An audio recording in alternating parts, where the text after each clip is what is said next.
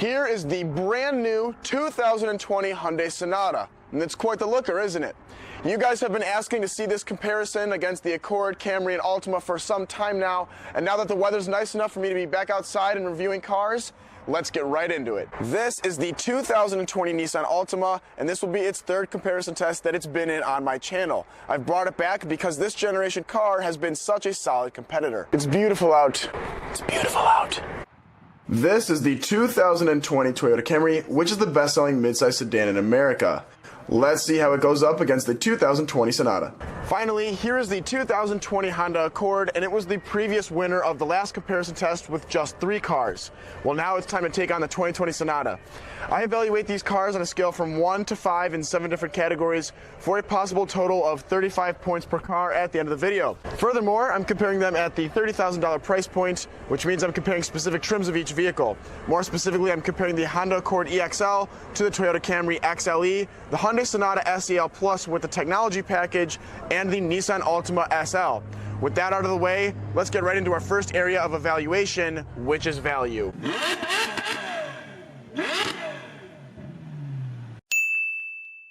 The 2020 Hyundai Sonata SEL Plus with the tech package added has an MSRP of $30,400 before destination charges, as do all other prices in this test. I added the tech package to align the price of the Hyundai with the other sedans, as Sonata trim pricing jumps from about $27,000 to $33,000 between the highest 2 trim levels. On the outside of the SEL Plus, there are LED daytime running lights, headlights, and taillights. Besides gloss black trim for the windows and mirrors and such, this trim line also features 18-inch alloy wheels and a twin-tip exhaust. Speaking of those mirrors, they have LED turn signal indicators and are also heated. Out back, the trunk is a hands-free smart unit. Simply stand behind it with the key on your person and it will click open. That's another talking point. Let's discuss about the Hyundai's various keys really quick. There's a traditional fob with remote start, but the Hyundai also has Blue Link and a digital key. Blue Link allows remote access to the car from a smart device like a phone or watch, with the ability to start, lock, unlock, and track the vehicle. This is a more and more pervasive technology on new cars, and it's nothing too special. You'll hear about it later in this comparison for the other cars. However, the Hyundai now also offers a digital key for Android owners. This allows your phone to act as the key for the vehicle, replacing the fob completely if you so choose. Blue Link only allows starting for warming purposes, but you still need the fob on you to shift into drive and take off. Digital key is different in that your phone literally serves as enough to drive the vehicle. It's a brand new technology for Hyundai, and the Sonata is currently the only car to support it. Hopefully they roll this out in the Apple App Store soon, as this feature will be useless to a lot of Americans until then. Step into the Sonata using any one of the aforementioned key features, and you will find an 8-way power driver's seat with power lumbar support. That said, Sonata owners will have to step up to the limited trim to get a memory function for the seat and mirrors. The passenger gets 4 ways of power adjustment, and the seat material is leatherette bolstering with Dynamica suede inserts. Both front seats are heated and get express up and down windows. Next, let's take a look at the technology in the Sonata.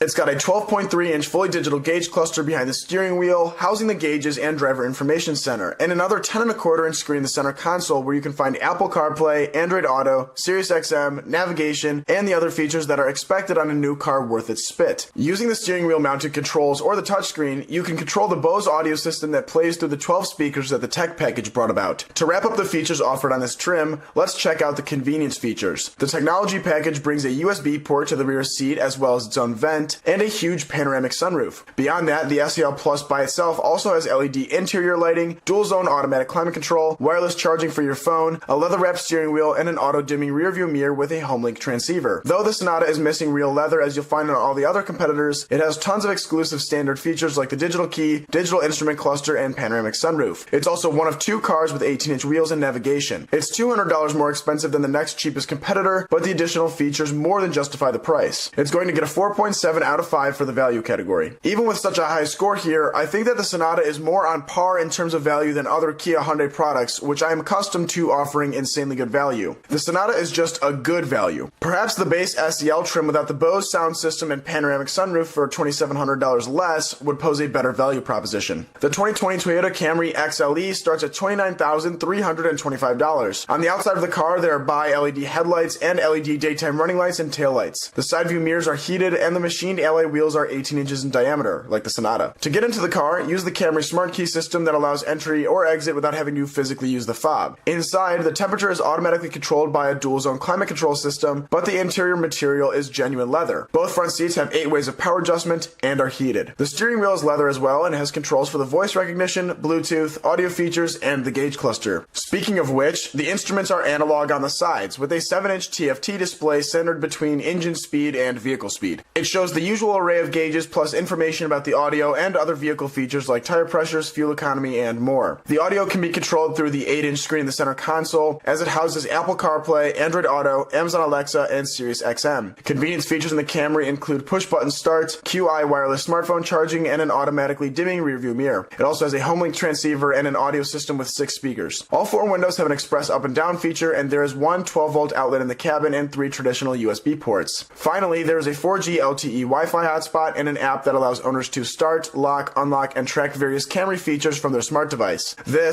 Wi-Fi and Sirius XM are on a subscription basis. The Camry is tied for biggest wheels, but beyond that, it doesn't offer anything novel or groundbreaking versus the Sonata and following competitors. It's getting a 3.5 for value. The 2020 Honda Accord EXL is about $900 more than the Camry XLE at $30,270. On the outside, it has LED brake lights, headlights, fog lights, and DRLs. It has slightly smaller 17-inch wheels, but it has heated mirrors and a smart key with remote start. The walkaway auto lock feature of this system allows owners to park, exit, and walk away from their vehicle without ever needing to manually lock it. The car will do it itself. Inside, the Accord has a sunroof which wasn't present in the Camry but is dwarfed by the Sonata's panoramic version. The inside is leather and the driver's seat has 12 ways of power adjustment with an additional 4 ways of lumbar adjustment. The seat also has a memory function for 2 different drivers. The passenger gets 4 ways of power adjustment. Both of these 2 captain's chairs are heated as well. The wheel is leather with very similar functions to the Camry, but the instrumentation is a little different. The left side of the cluster is an LCD screen with reconfigurable features, and the right side is a traditional analog speedometer. The technology in the Accord is focused around the 8-inch touchscreen in the middle of the dash, which has Apple CarPlay, Android Auto, Sirius XM, and Bluetooth. The audio system in the Honda is notable, as it has 450 watts and 10 speakers, including a subwoofer. Convenience features nearly mirror the Toyota, with dual-zone climate control, push-button start, homelink, and an auto-dimming rearview mirror. It has express windows for the front 2 and 2 12-volt outlets inside, as well as 2 USB ports. Finally, it has Honda Link, which is nearly identical to the smartphone app that the Toyota and Hyundai also have that grants remote access to the car. The Accord was the only car in test to have a memory function for different drivers standard.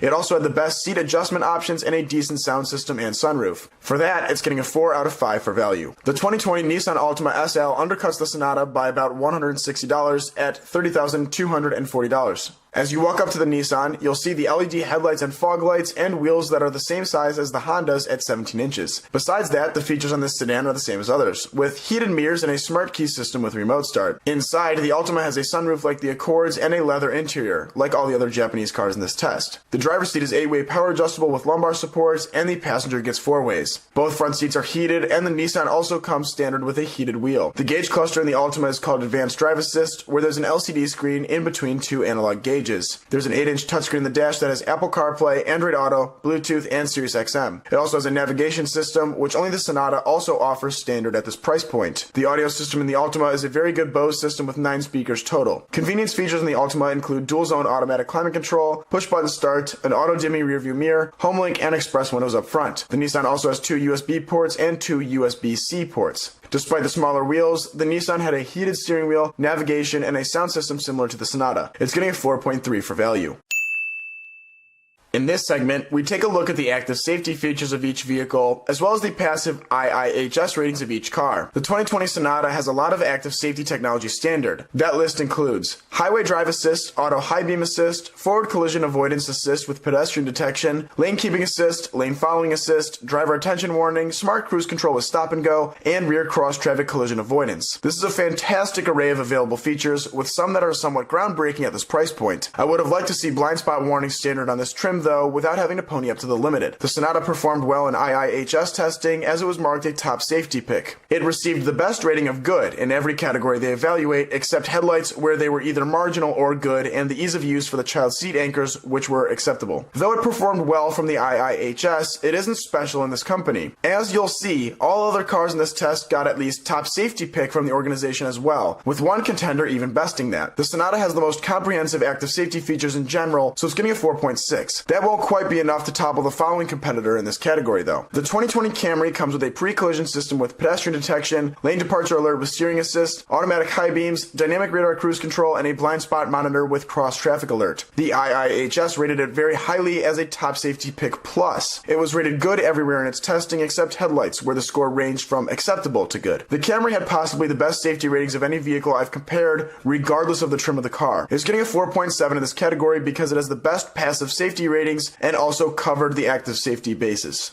The Accord has collision mitigation braking, road departure mitigation, adaptive cruise control with low-speed follow, lane keeping assist, traffic sign recognition, a blind spot information with a cross-traffic monitor, and auto high beams. It was rated well too, as a top safety pick. Its headlights ranged from marginal to acceptable, which is probably why it missed the coveted plus rating that the Camry got. Though it's missing some of the self-driving features of the new Sonata, it at least had blind spot detection standard. That said, it's getting a 4.5. The Nissan has a dynamic radar cruise control system called ProPilot, forward collision warning, automatic emergency braking with pedestrian detection, intelligent lane intervention, blind spot warning, rear cross traffic alert, and emergency braking. It also has auto high beams like the other cars and a form of traffic sign recognition. The driver alertness feature that the Sonata has also makes it into this car as well. It monitors steering inputs to determine whether or not the driver is paying attention to the road or if they're getting drowsy. The Altima is rated identically to the Honda in IIHS standings. It's close to the Sonata with a 4.5 because it has the traffic sign recognition and driver alertness feature, as well as top safety pick.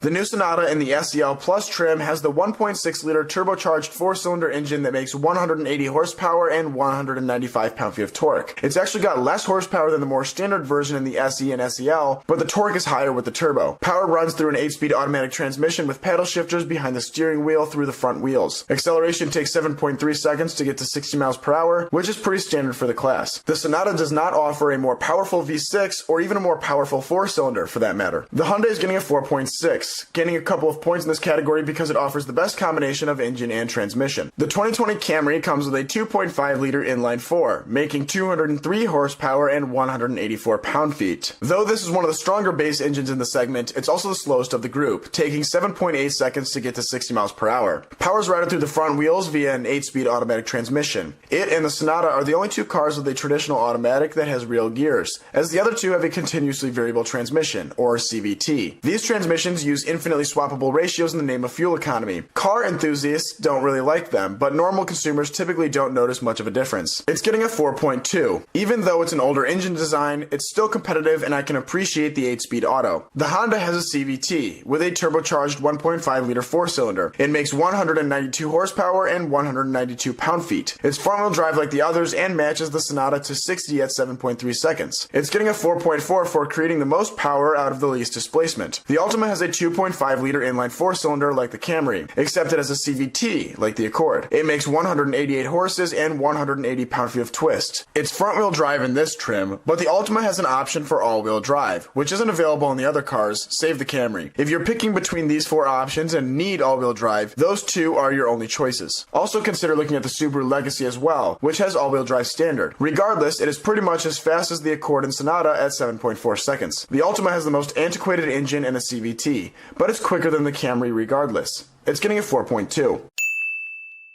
The 2020 Sonata SEL Plus gets 27 miles per gallon in the city and 36 on the highway for 31 mpg combined. The Camry gets 27 in the city and 38 on the highway for a combined 31 miles per gallon in EPA testing. The Accord gets 30 in the city, 38 on the highway, and a combined 33. The Altima gets 28 in the city, 39 on the highway, and 32 combined. Though the Accord has the best numbers here, remember that turbocharged engines perform better in testing and sometimes worse in the real world. Here are the Hyundai struggles, and again, this is an area that they have struggled in for quite some time, along with suspension development. The Sonata gets the worst numbers in the group, sometimes by a lot, in an area that's as cutthroat as fuel economy. All that despite having the second smallest engine in the test. I would love to know what gives. Is it the lack of a CVT? Who knows? Regardless, it's getting a 4.3. The Accord gets the full 5 in this category, the Altima gets a 4.8, and the Camry gets a 4.5.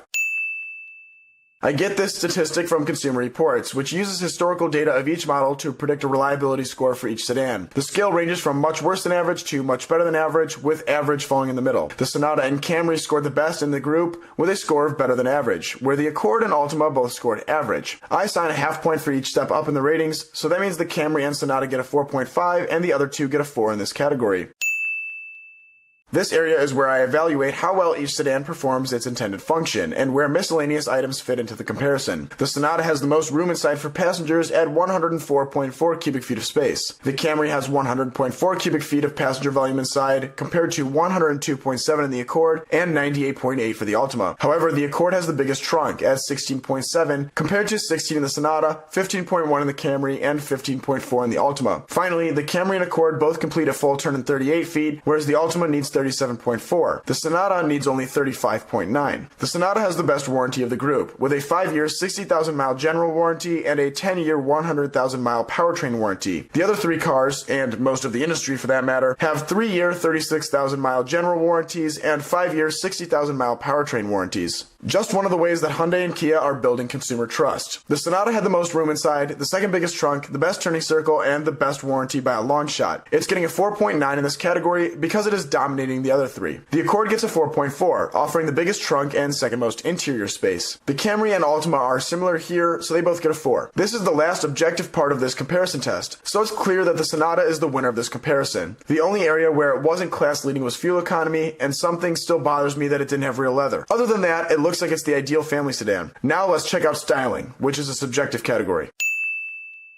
Before I get ripped to shreds in the comments about how much I like the Sonata's exterior styling, let me clarify that I also like the other three sedan styling too. Check out the original comparison between just the Japanese cars for proof of that. Okay, but seriously, look at the Sonata. It's aggressive and bold, sure, so I can see how people could be turned off by it. I might appear to exclusively love Kia and Hyundai designs, but that isn't true. The 2019 Elantra, though it's growing on me, will never be as attractive as the 2012 model, but striking styling is what Hyundai is becoming known for, weirdly. The 2011 redesign of the Sonata was the most drastic change from a previous model in recent history that I can remember. I loved it when it came out, and I think it's still aged well to this day. Then we got that super conservative 7th generation car, which is totally forgettable. I'm glad to see the Sonata back at the top of the class. I can see some catfish face in the front of the car, but I can easily ignore it for the mean looking headlights and their novel chrome strip that runs the length of the hood toward the back of the car. From the back, I have zero complaints. I'm loving the long light theme with the taillights connected by a bar in the trunk. My only reservation about the styling is that it looks extremely expensive to fix if either the front or rear lights took a significant hit. And the rear is even more susceptible now that there is low-hanging fruit on the bottom of the trunk lid. Anyway, it's still beautiful looking, and that's what this category is for. The Accord is my next favorite, and it's definitely less offensive than the Sonata without being boring. I appreciate the coupe-like roof lines of the Sonata and Accord too, especially considering they still have the most interior volume. Both the 2018 Camry and 2019 Altima excited me when I first saw the new designs, but as I see them more and more next to the Accords and Sonatas of the world, I tend to think they're less exciting and more of just a cookie-cutter sedan design. I would still label each of them as the best Camry and Altima designs in the past decade though. On the inside, the Altima and Accord are very similar yet handsome designs. If you saw the other sedan comparison, you know that I borderline can't stand the Camry's interior, and it hasn't grown on me at all. The trapezoid center stack and I still have beef. The Sonata again takes the cake, offering a setup that gives off a more luxurious feel because of its visual width. It's mimicking BMW design nearly to a T, like the Telluride and Palisade did as well. Either way though, it's indisputably better looking to me. The Sonata is getting a 4.9 in this category as well, offering a winning combination both inside and out. The Accord comes next with a 4.4, as it was the previous class leader. The Altima gets a 4.2, offering clean, attractive, yet uninspiring styling. The Camry gets a 4 flat, as it's still a huge improvement over the last generation. With or without styling, the Sonata is clearly leading the segment. It would be my first choice recommendation to anyone at this point, and anyone who cries boo-hoo about the turbo engines failing sooner than naturally aspirated engines can stuff a 10-year 100,000 mile powertrain warranty in it. That said, all four competitors here are solid choices with something to offer. You can't truly go wrong buying any of these sedans the way you could buying a German or American sedan. And no hate to those vehicles at all. In fact, I have experience with owning a Malibu, Fusion, Camry, and Accord. But the 2020 Sonata is the mid-sizer you should be buying this year. If you enjoyed this comparison, feel free to leave a like. Otherwise, have a good day.